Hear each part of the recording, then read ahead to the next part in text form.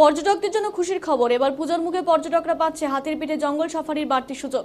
গরুমারার জঙ্গল হাতির পিঠে চেপে গন্ডার দর্শন, জঙ্গল ভ্রমণে দুর্দান্ত সেই ফিল এবার আরো ভালোভাবে উপভোগ করতে পারবেন পুজোয় ডুয়ার্সের গরুমারা জাতীয় উদ্যানে বেড়াতে আসা পর্যটকরা। করোনার কারণে 2 বছর বন্ধ থাকার পর গত বছর হাতি সাফারি শুরু করে গরুমারা বন্যপ্রাণ বিভাগ। 2টো হাতি দিয়ে চলছিল সাফারি, তাতে পর্যটকদের চাপ সামাল দিতে হিমশিম খেতে হচ্ছিল।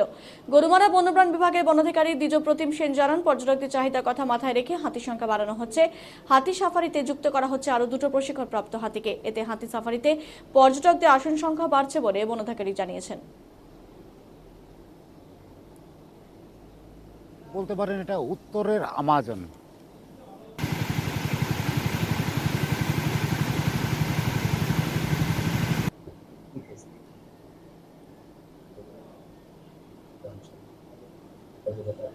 আমাদের এই মনসুন ক্লোজার ছিল এই পিরিয়ডের মধ্যে, যেটা কি ফরেস্টের রিজুভিনেশনের জন্য chief wild life warden sir একটা অর্ডার ইস্যু করেন। ওটা মিড অফ সেপ্টেম্বরের মধ্যে আবার ফরেস্ট খুলে যাবে। তারপরে এলিফ্যান্ট সাফারিতে আমাদের পোস্ট 2টো এলিফ্যান্ট বাড়ানো হয়েছে। আগে 2টো এলিফ্যান্ট ছিল, এবার 4টে এলিফ্যান্ট আছে। তো 2টো এলিফ্যান্ট বাড়ানো হলো মানে পার ডে 12টা সিটস আপনার বাড়লো।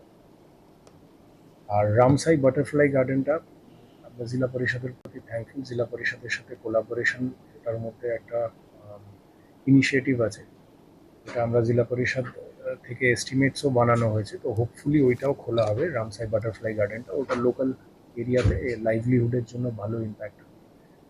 আর মূর্তিটাকে আমরা প্রপোজাল রেখেছি যে একটা পার্ক হিসাবে ডেভেলপ করব। লোকাল জেএফএমসিজ এরও ওটার থেকে ইনকাম বাড়বে। এই প্রপোজালটা পাঠানো হয়েছে।